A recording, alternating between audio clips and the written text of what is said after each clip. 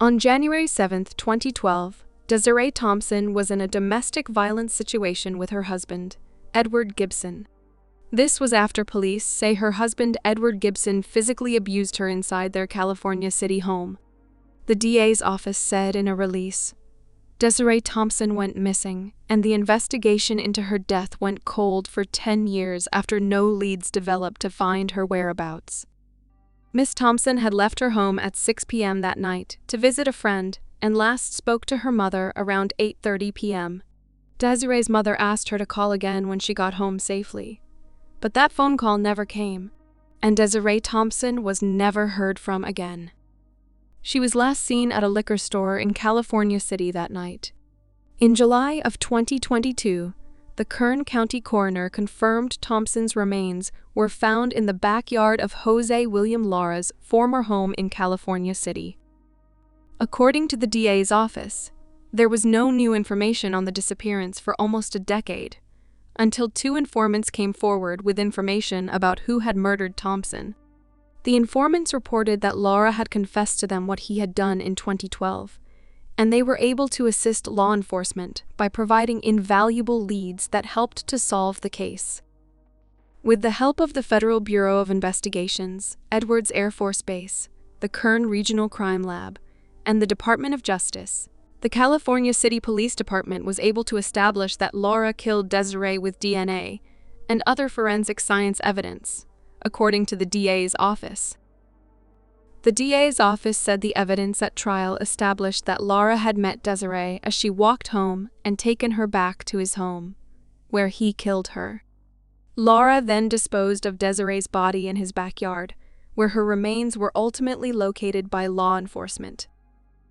Before the jury deliberations, prosecutors and the defense made their closing arguments.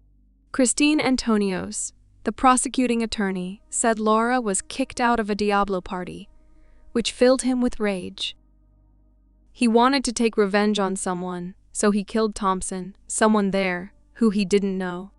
The prosecutor said Javier Morfin Jr. and Javier Morfin Sr. told Detective Brandenburg that Lara told them he killed Thompson in his house.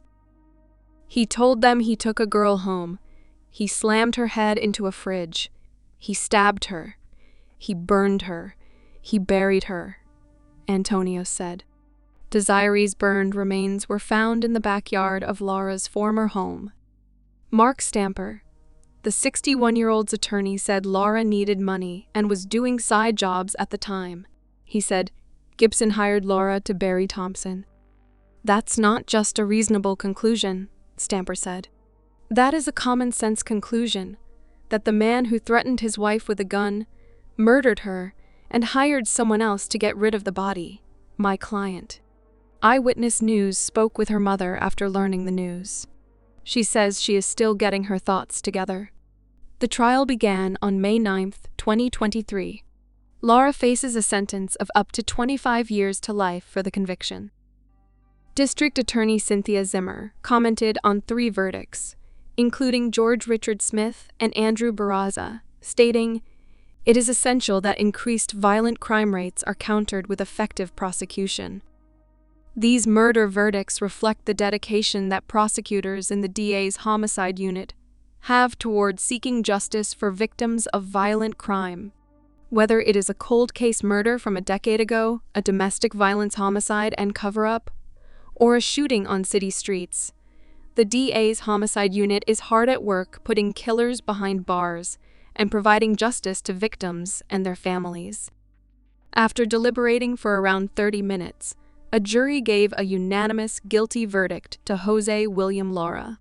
They said the 61-year-old is guilty of first-degree murder.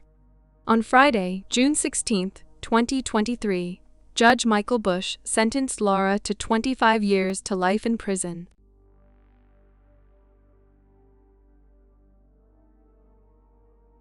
A 4-decade-old murder has been solved with the help of genetic genealogy technology.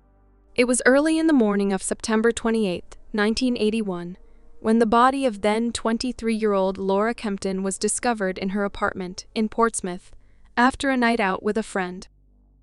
The autopsy determined she died of massive trauma to the left side of her head. The evidence revealed a male DNA profile, but authorities, despite pursuing hundreds of leads and suspects, were never able to identify the suspected killer. Until now, beginning in 2022, authorities reanalyzed DNA samples from the crime scene using forensic genetic genealogy technology, and in July 2023, publicly identified the suspect as Ronnie James Lee. Lee, who was 21 at the time of the Kempton's death, died of severe cocaine intoxication at the age of 45 on February 9, 2005. If he were still alive, New Hampshire Attorney General John Formella said he would have charged Lee with first-degree murder for knowingly causing her death in connection with sexual assault. It is my hope that this conclusion and announcement will be the long-awaited first step in providing what closure the criminal justice system can provide for Laura Kempton's family and community, Formella said. The Portsmouth Police Department should be commended for its commitment and perseverance in seeking justice for Miss Kempton and her family. Formella said during a press briefing in July 2023 that the case has been officially closed and marked as solved, and noted the news may be bittersweet for Kempton's family. Formella's office shared a statement from Kempton's family, in which they expressed deep gratitude to Portsmouth Police for solving the case. Their diligence and determination, along with extraordinary personal commitment over the past decades, have led to this moment for Laura, the family's statement said. Kempton was enrolled at Portsmouth Beauty School, studying hairdressing, and had just started working at a gift store in town at the time of her death, according to the Attorney General's report. She was consistently described by those who knew her as an outgoing free spirit with a big personality and a love for new wave fashion, the report stated. After years of failing to find a DNA match in various databases, in 2021, investigators discussed utilizing forensic genetic genealogy using whole genome sequencing, which had recently developed as a viable option for suspect identification in cold cases, the report stated. In May 2022, the suspect's DNA profile matched to two relatives in a third-party public genetic genealogy database, leading them to Lee. In June, investigators determined that Lee's DNA profile matched that of several DNA samples obtained from Kempton's apartment following the attack, including from a cigarette butt. The evidence establishes beyond a reasonable doubt that Ronnie James Lee committed first-degree murder, the report stated. Prosecutors said the evidence pointed to a calculated break-in and sexually motivated crime that resulted in more violence than the perpetrator originally anticipated. The murder weapon was believed to be a glass bottle, the report said. Laura was a victim of an unspeakable act of violence, Portsmouth Police Chief Mark Newport said during the press briefing. The members of the Portsmouth Police Department have never forgotten about Laura and any of the other victims of our unsolved homicides, he added. Lee served in the U.S. Army until 1981, investigators said.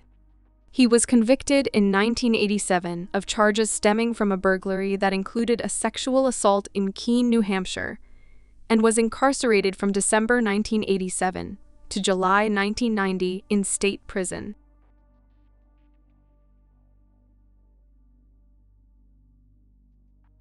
In 2002, a 60-year-old man used the name Edward C. to check into a squalid motel in an Arizona border town ahead of a scheduled surgery in Mexico.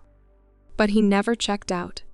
His remains were found on September 8, 2002, inside the rented room in Nogales, Arizona.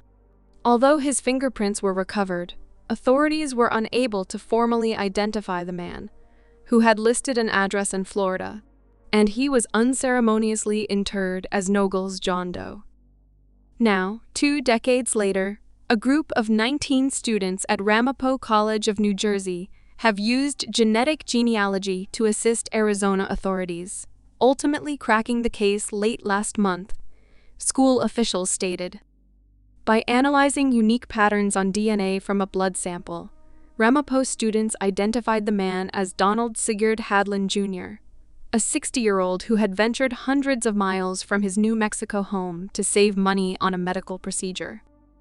Ramapo, a public liberal arts college in Mahawa, launched its remote investigative genetic genealogy program in January, offering a 15-week non-credit course to teach beginning-to-end forensic evidence skills for $6,000. What the students did was look at the genetic matches from his DNA profile that was developed to see if those were consistent with the family relationships of Mr. Hadland, Ramapo's Karen Binder stated. So going in, we had an idea who it might be, so we were looking to see, did the genetic matches fit the family tree for this individual? The Ramapo College of New Jersey Investigative Genetic Genealogy Center dug into the unsolved case in collaboration with the DNA Doe Project, a nonprofit that has identified more than 65 previously unnamed victims since 2017.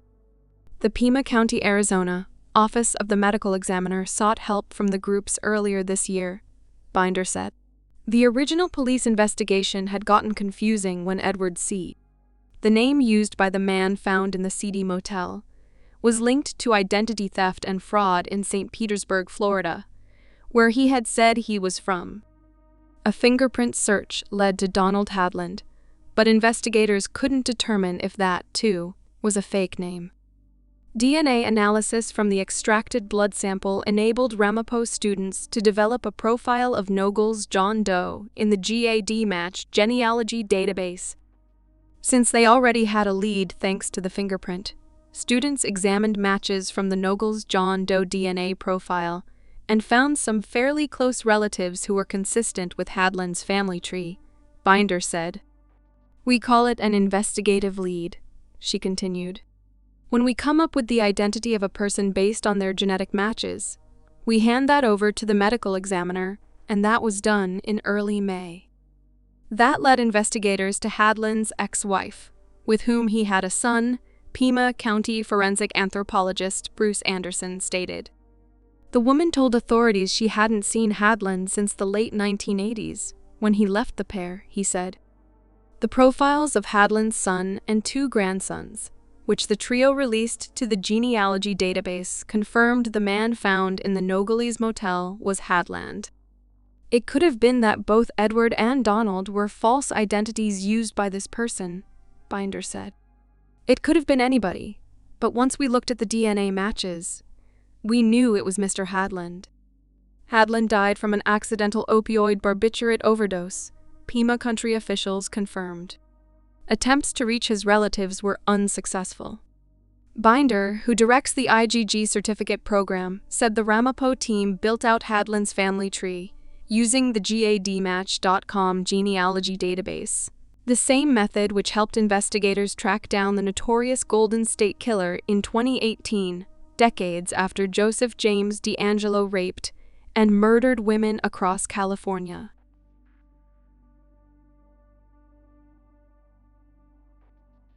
Almost 7 years ago, Kayla Unbehaun vanished from her Illinois hometown in an apparent abduction by her mother, who did not have custody. The 9-year-old's photo appeared on an episode of the Netflix show Unsolved Mysteries about parental abductions, an age progression image flashing on screen to depict what she would look like now. Months later, someone at a North Carolina store recognized Kayla as a missing child, setting off a chain of events that led to her mother's arrest and Kayla's reunification with her father in the Midwest. Here's everything we know about Kayla's abduction and safe recovery, and the questions that remain unanswered in the case. Kayla was born on July 5, 2008, to Ryan Iskirka and Heather Unbehaun in the western suburbs of Chicago. After the couple split, a judge awarded the child's father permanent custody. Kayla was spending July 4th with her mother in 2017, however, and was scheduled to be returned to her father the next day, on her 9th birthday. According to police interviews, Heather was last seen packing her belongings up to the roof of her car, Mr. Iskirka wrote in a GoFundMe established just days later. Her closest family members indicated she went on a camping trip to an unknown location in Wisconsin and was expected to return on Wednesday, July 5th at 7 p.m. for a parenting time exchange with me. Heather and Kayla did not show up for the court-ordered exchange, and the police were immediately contacted, and an investigation was launched. It was discovered that all of Heather's social media had been canceled, and her phone turned off. As far as we know, no one has been able to reach her or has talked to her since the 4th of July. Because of this, the following day I had filed a missing persons report for both Kayla and Heather. Heather also did not show up for a court date motioned by her on Friday, June 7th. Her lawyer had not talked to her for days, was unaware of what happened, and was very concerned. After Mr. Iskirka filed the missing persons reports, Miss Unbehaun was charged in 2017 with child abduction, a Class 4 felony. A judge set her bail at $10,000, and since then, South Elgin Police pursued numerous leads and tips, working with police agencies from around the country in an attempt to locate the child and her mother. Mr. Iskirka, meanwhile, was appealing for donations and information, writing on the GoFundMe that he planned to use the assistance to hire a private investigator and any additional cost concerning the search for them and their health and safety for when they are found. The safety and return of Kayla is the top priority of all of my family, and any help we receive through this funding is greatly appreciated, he wrote. Between July 2017 and May 2023, the page raised just over $2,500 toward its $10,000 goal. In November, however, Kayla's picture featured on an episode of Netflix's Unsolved Mysteries. At the end of Abducted by a Parent, the final installment of the program's third Netflix season, missing posters and age progression images are shown from the National Center for Missing and Exploited Children. For just under 5 seconds, a photo of Kayla at 9 appears on screen, alongside a picture of what she might look like as a teenager.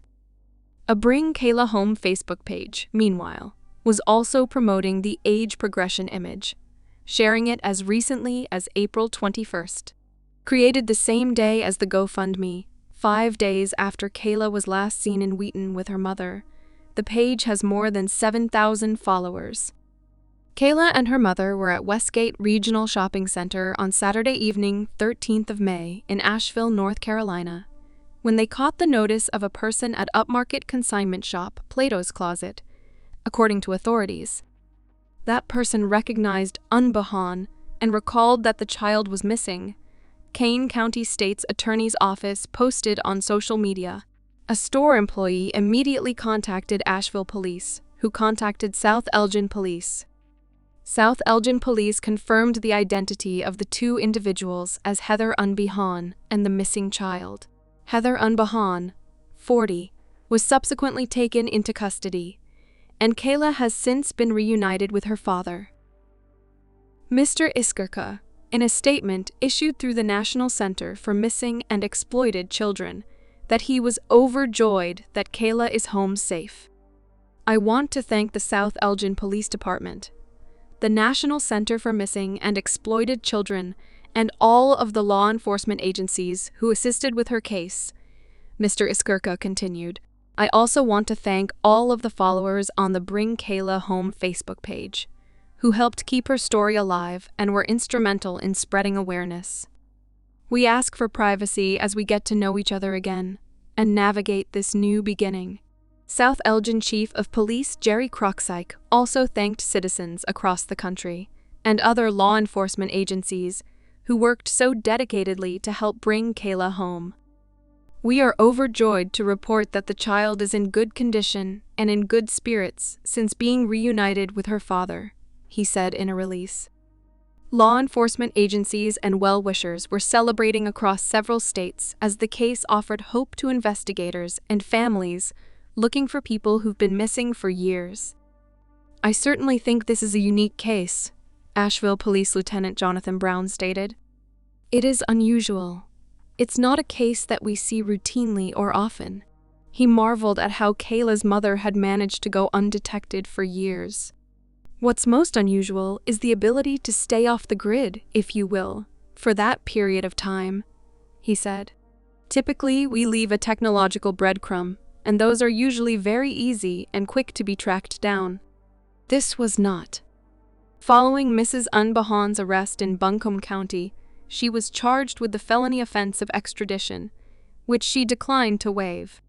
She posted $25,000 bond on Tuesday, June 6th, and was released from custody, then turned herself in the following day in Kane County, Illinois, where she was booked on the abduction charge.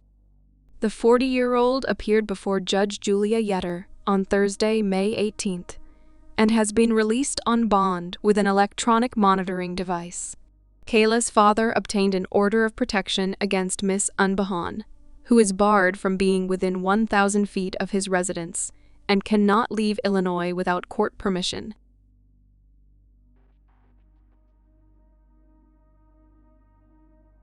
The 47-year-old cold case of missing 22-year-old Kyle Clinkscales of Trupp County may be warming up as Georgia state officials were able to positively identify his human remains discovered in Alabama.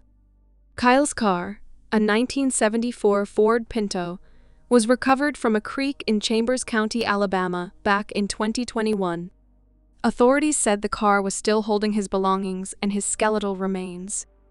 Over a year later, the Georgia Bureau of Investigation's crime lab was able to positively identify the human's remains as belonging to Kyle Clinkscales. His cause of death has not yet been determined or revealed. Officials say on the night of January 27, 1976, 22-year-old Kyle Wade Clinkscales left LaGrange, Georgia, to head back to Auburn University, where he was a student. Clinkscales never got back to the college, and he nor his white 1974 Pinto runabout were ever found. That was nearly 47 years ago. Kyle's father, John, wrote a book about his missing son titled Kyle's Story. Friday never came. Friday was the day of the week he and his wife, Louise, thought they would see their son again back in 1976. Still, Trupp County investigators pledged to find their son and bring him home. The morning of Tuesday, December 7, 2021, deputies with the Chambers County Sheriff's Office in Alabama were contacted by a 911 caller, alerting them they discovered what appeared to be a car submerged in a creek off of County Road 38. Deputies at the scene found what appeared to be a Ford car with a 1976 Georgia tag with a Trupp County decal. After running the records, investigators said the tag and VIN matched the car Clinkscales was last seen driving before he disappeared. Trupp County Sheriff James Woodruff said the Georgia Bureau of Investigation was sifting through the Pinto and had already discovered bones, Clinkscales' wallet, as well as his driver's license. He expressed regret that the discovery was made after the death of Kyle's mother 11 months ago. Woodruff said decades of leads and interviews had been conducted with the goal of bringing the couple's son back to them. The question back then is still the main question today. How did Kyle's car end up in the creek? Had he wandered off Interstate 85, just a few miles away, and drove off the road? Was he murdered? Was his car pushed into the water? Investigators suspected there was foul play. 2 arrests were made in 2005 by Trupp County Sheriff's investigators. Jimmy Earl Jones, 61, and Jeannie Johnson, 57, were arrested then. Both of them were from Trupp County, and both were accused of hindering the investigation. Investigators quoted in a story at the time said a witness claimed Jones and Johnson were present when Kyle was murdered and his body placed in a drum of concrete. Neither of them were charged with murder.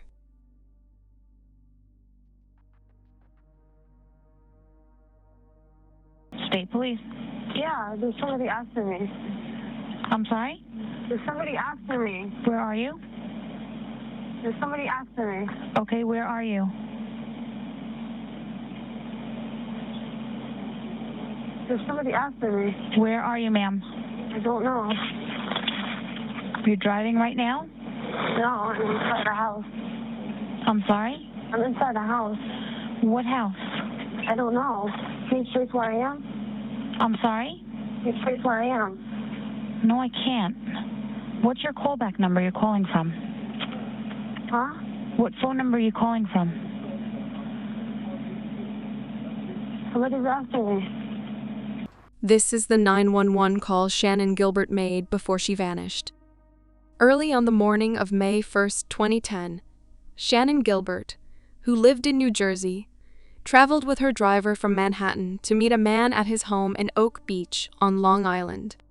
Gilbert appeared irrational at some point, and the man contacted the driver, according to a Suffolk County Police online summary of the Gilgo Beach homicide investigation. She fled on foot and approached two homeowners in the area before she vanished. Shannan Gilbert was 23 when she vanished. Her remains were found in December 2011 in another beach community just down the road.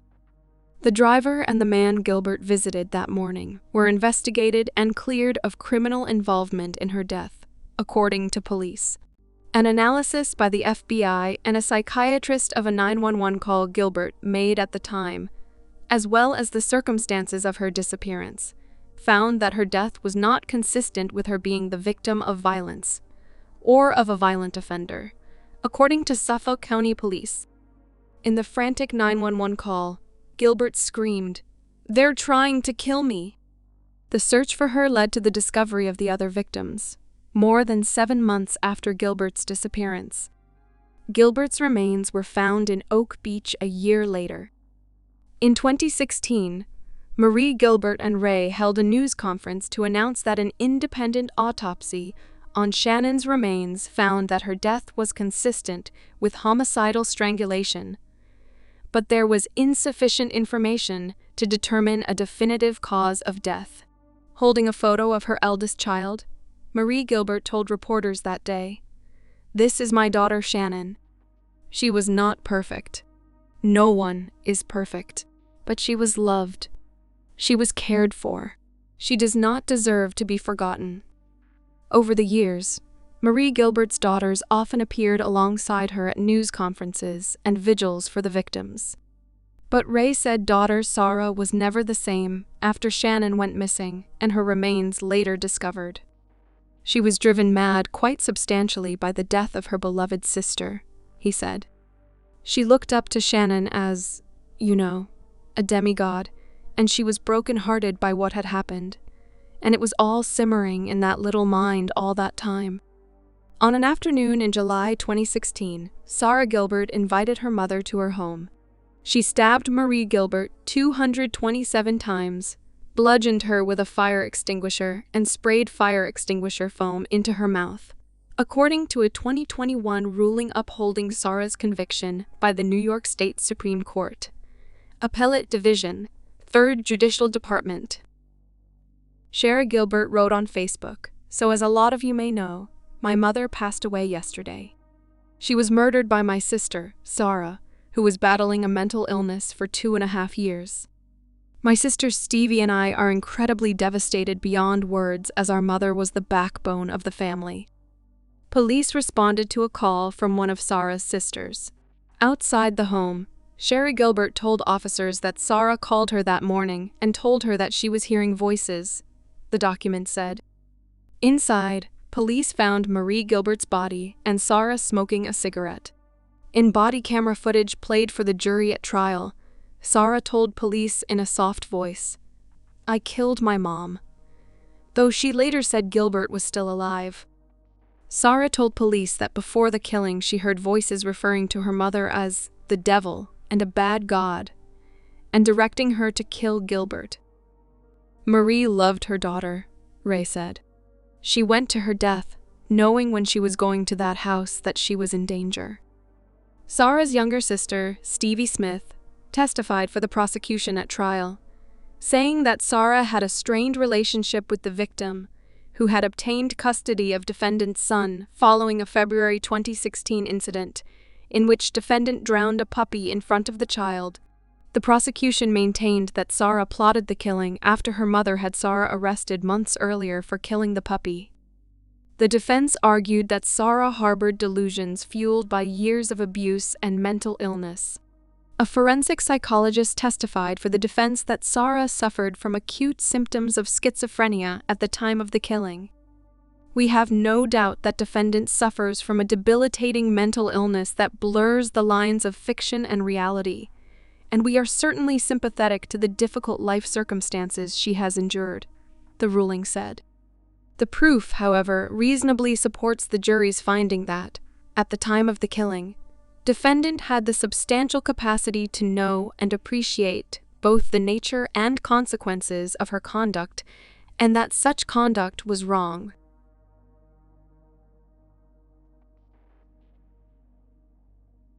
Nearly 44 years after the stabbing death of an 18-year-old security guard in Sunnyvale, the cold case murder suspect has been identified.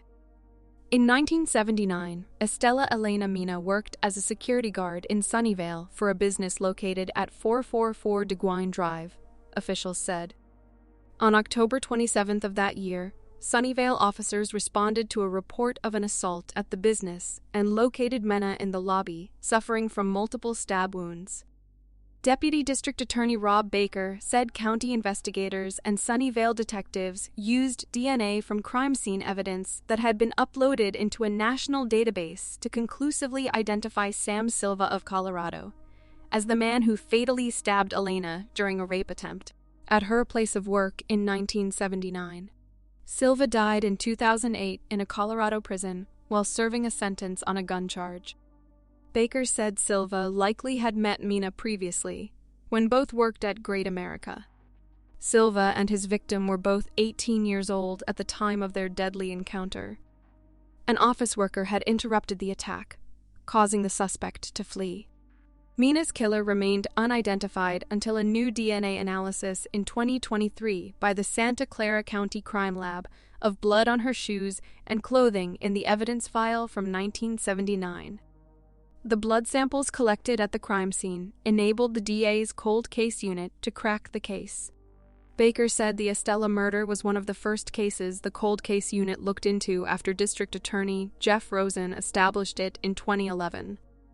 Baker said that after crime scene investigators collected about 30 items at the scene of the 1979 crime, the only DNA we got was the victim and an unknown male from blood on the doorframe. The DNA from the blood samples were uploaded into the FBI's combined DNA index system CODIS in 2011 and used to create a profile of the suspect, but no match was found. The lab also collected various hairs, and in 2015, the hair samples were sent to the California Department of Justice. These also did not yield any positive identification, Baker said. Not getting any profiles from the evidence tested in 2011 is not surprising since analyzing mixtures and degraded samples was far more challenging back than it is today, the prosecutor said. Then, in 2022, investigators got a big break. The cold case unit used genealogy to identify the source of the doorframe blood and match it to blood on the victim's clothing. Once we identified the source, we used new technology to try and get a profile from the victim's clothing to see if it matched the doorframe guy, Baker said. Much of the victim's clothing was already tested in 2011, so in 2023, we sampled different items and parts that had not been previously tested, knowing that our instruments are more sensitive now. From this exam in 2023, our lab developed Silva's profile, which got a hit with CODIS. Baker said Silva had been staying with family members in Santa Clara County at the time of the killing and fled back to Colorado after the killing. Silva had a criminal history of manslaughter, attempted murder, assault with a deadly weapon, rape, and firearms offenses. Silva's DNA was collected and uploaded to the CODIS database in 2006, 2 years before his death. DNA technology was not sufficiently developed to identify him before he died. Since 2018, the DA's office cold case unit has solved 16 cold case homicides and 10 sexual assaults. 4 of those murders were solved with the use of forensic genealogy. Once we got the CODIS hit from the victim's clothing, Sunnyvale Public Safety Detective Matthew Hutchison went out to Colorado for several days to conduct follow-up interviews, Baker said. He's been doing traditional investigation, like interviewing witnesses, for several months, and it wasn't until September that Sunnyvale officially concluded Silva was the perpetrator.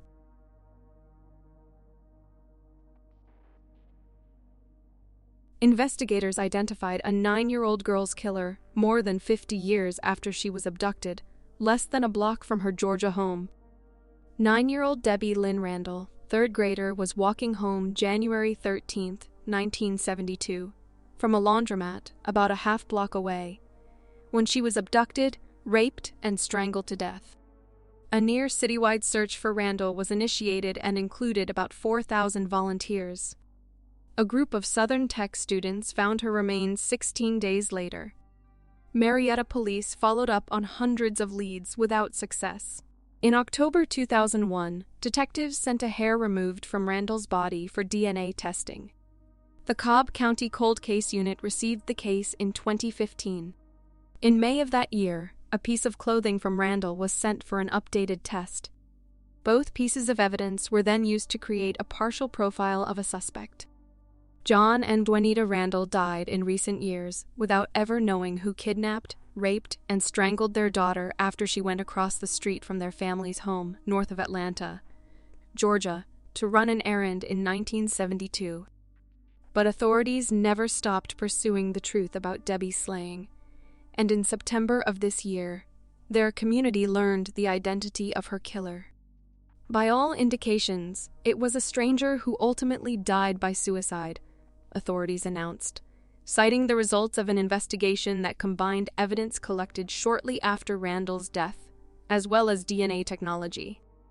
William Rose, who was related to people living in the same apartment complex as Randall's family, had not been a suspect in the case until the DNA technology linked him to Debbie's murder.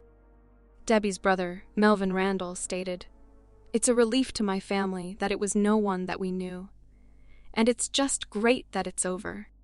Maybe we can rest about it and not worry about it, wondering who it was. It's weighed heavy on us for a long time." DNA testing carried out in 2019, made possible by extra funding, and a reanalysis of the cloth in 2022 brought investigators even closer to answers. Further DNA testing last year then brought investigators into touch with people who were probably related to the killer. Those relatives supplied DNA samples to assist authorities, and investigators said that evidence convinced them that Rose had murdered Debbie about 2 years before he died by his own hand at the age of 24. Exhuming Rose from his grave and running DNA testing on his body confirmed investigators' suspicions, Brody said. Ron Alter, a cold case investigator in Brody's office, told reporters that he did not believe Rose knew Debbie Lynn. Alter said what most likely happened was he saw her alone, perceived that to be a chance to abduct her, and acted on the opportunity. "I believe that was a crime of opportunity," Alter said. Alter also made sure to mention his suspicion that Rose, who had prior arrests for alcohol-related cases, killed himself out of fear that he would be imprisoned for Debbie Lynn's murder. Melvin recalled the guilt he carried for years because he was sick the day Rose kidnapped his sister, and he couldn't be at her side when she set out for the laundromat. He told the newspaper that he remembered knocking on neighbors' doors and posting flyers, desperately hoping either would help him and his family reunite with his sister, who loved playing baseball with him. The siblings' father died last year. Their mother died of leukemia in 2018. Despite the losses he has endured, and the painful circumstances around all of them, Melvin Randall said he was not angry with either Rose or his family. "I know they're struggling, going through this too," said Melvin Randall, now a grandfather. "It was tough for us, and I'm sure it's just as tough for them. I wish all of them well, and God bless them, and I don't have any animosity toward them."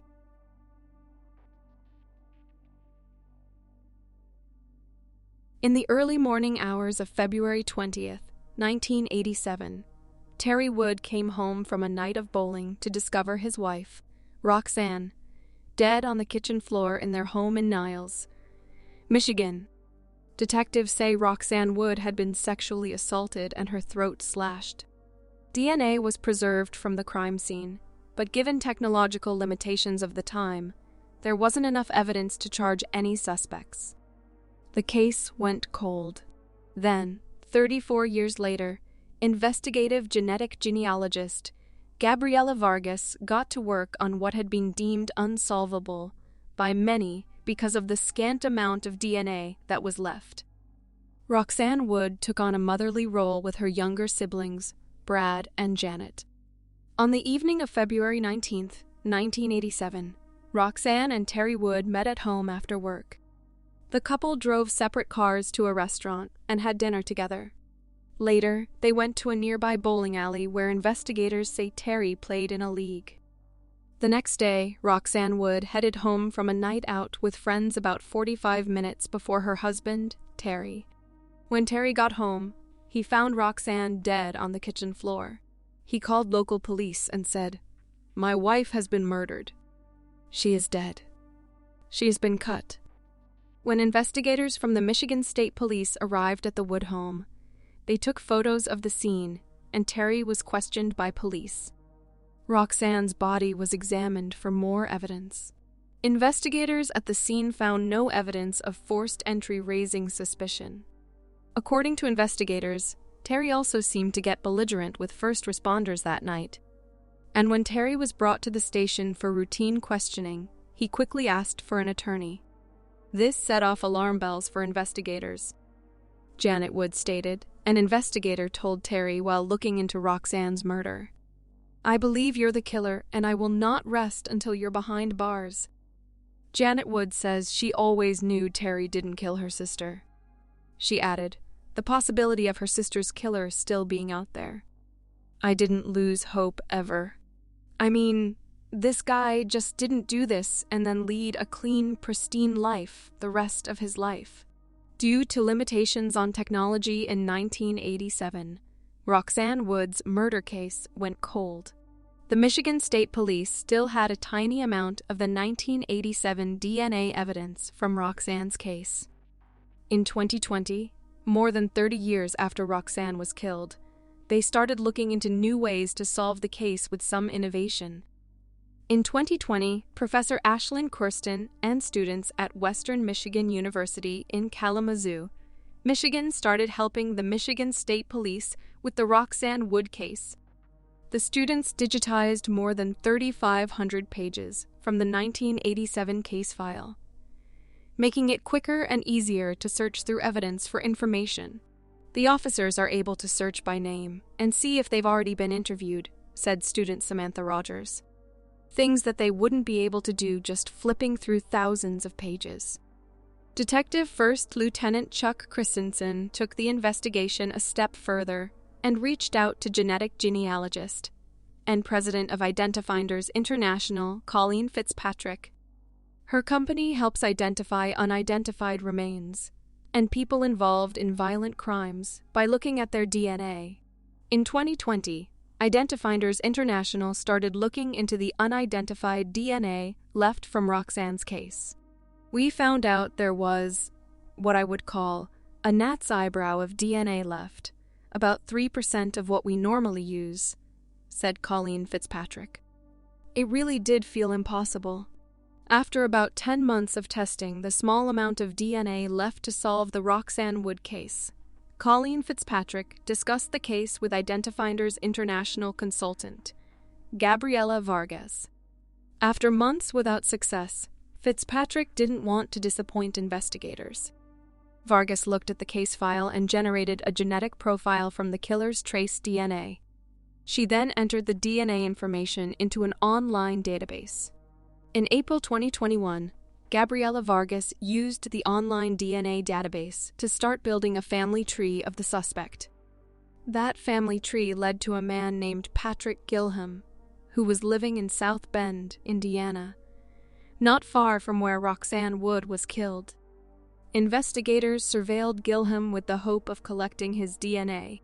While undercover, Trooper Ryan Codd noticed Gilham was a smoker and knew a cigarette would be a great source for a DNA sample. Trooper Codd picked up Gilham's cigarette after having a conversation with him outside of the laundromat. On July 29, 2021, investigators brought Patrick Gilham in and interviewed him. They told him he wasn't in trouble and that they needed to question him about an old case. Detectives showed Gilham photos of Roxanne and told him she was assaulted. They asked him questions about Roxanne, but Gilham denied knowing her. Soon he said, "I gotta talk to my lawyer, man," and investigators let him go. On February 17, 2022, Patrick Gilham, 67, was arrested and questioned for more than 5 hours. When asked why his DNA was found at the scene, he kept telling investigators, "I have no clue, and I don't remember." Gilham asked for an attorney at the end of interview. He pleaded no contest to second-degree murder, and on April 25, 2022, Gilham was sentenced to a minimum of 23 years in prison for the 1987 murder of Roxanne Wood. Detective John Moore said up until Gilham's arrest, Terry Wood was considered a person of interest. For 35 years, he labored under false assumptions that he murdered his wife. I'd heard stories that at times he'd walk into a place and somebody would call him Slash, said Detective Jason Bailey. Roxanne's brother Brad Woods was only 14 when his sister was murdered. He says he couldn't believe the day when they finally found the guy who killed his rock. It didn't seem real. You know, it was nothing like I had ever played in my mind of how I would be when they came to the door to say, "We've got him."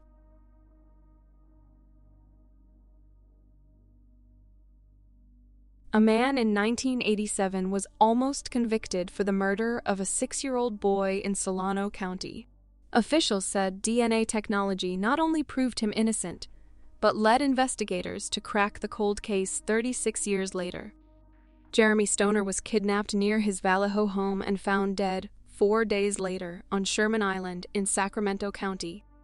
Sherman Island is about 36 miles east of Vallejo, along the Delta. An autopsy showed the boy was also sexually assaulted, the Solano County District Attorney's Office said.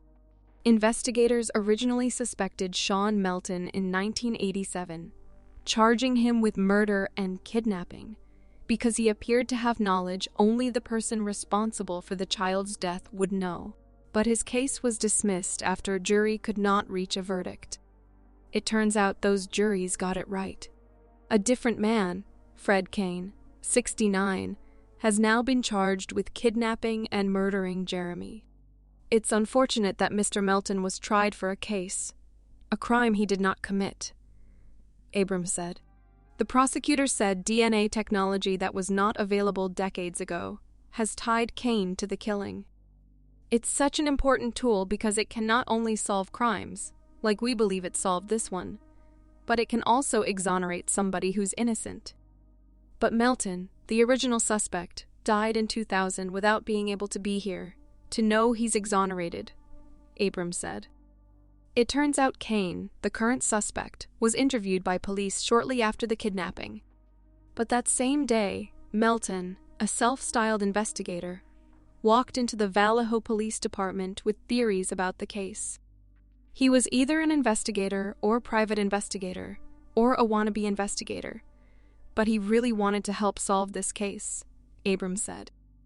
But instead, Vallejo police quickly zeroed in on Melton. They lost their objectivity to fully investigate the case. They just became personally involved, said Peter Four, who was Melton's public defender and later became a judge. Fred Marion Kane, the man charged with murdering 6-year-old Jeremy Stoner in Vallejo, is now being investigated by police for a second cold case in Martinez. Kane, 69, was arrested on September 18th at his Gold Hill, Oregon home, and he remained in custody. 9-year-old Eric Coy was riding a bicycle around his Martinez neighborhood when he was kidnapped on January 24, 1987. His body was found the following day in a stream by Martinez Junior High School in Contra Costa County. Eric's killer stabbed him nearly a dozen times, according to investigators. The boys were kidnapped and slain within weeks of each other, and for 36 years, their killer's identity remained a chilling mystery. In September of this year, another major new development surfaced. Martinez Police Lieutenant Patrick Salamid stated that Kane is now considered a person of interest for Eric's death. Citing legal reasons, Salamid would not go as far calling Kane a suspect in the Eric Coy case. "It's nice that hard work pays off," said investigator Kevin Coelho, a former Vallejo police officer. "We can't bring Jeremy back. Absolutely horrible what the family's gone through for the last 37 years.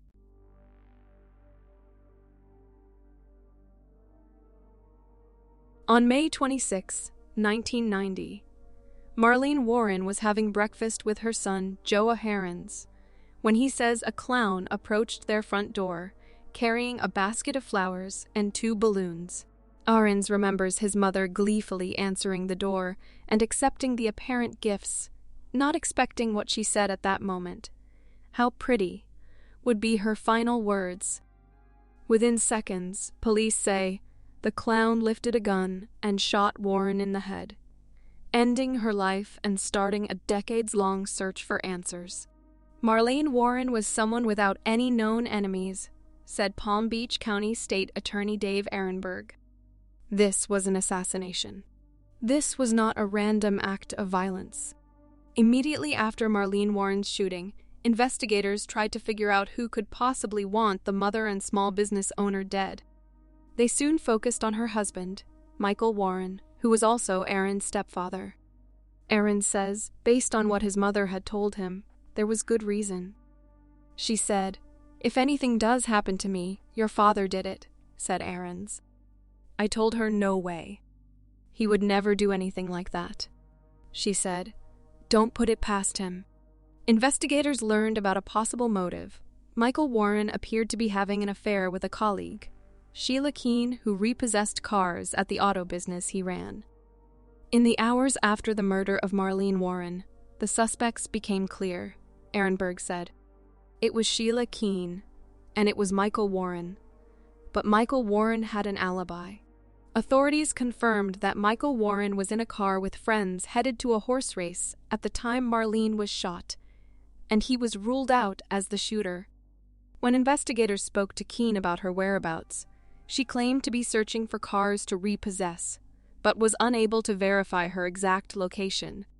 Detectives also learned a woman fitting Keene's general description was spotted buying a clown costume, as well as the balloons and flowers left by the clown before the murder. When detectives found a car fitting the description given by Ahrens of the assailant's getaway vehicle, they say they found a brown hair that was visually consistent with Keene's hair. Also found inside the car and in Keene's apartment were orange fibers investigators say matched the description of the wig the clown was wearing. Sheila Keene Warren had the means, the motive, and the opportunity to do this, said Ehrenberg. Despite the circumstantial case building against her, Ehrenberg, who did not become the Palm Beach County State Attorney until years later in 2012, says prosecutors at the time did not believe they had enough to charge Keene with Marlene Warren's murder. And as time passed with no new evidence, the case grew cold. For many years, I was suffering in despair, Aaron said. By 2017, there was finally some movement in the case. A cold case unit had retested old evidence and determined Keene's DNA matched the hair found in the suspected getaway car.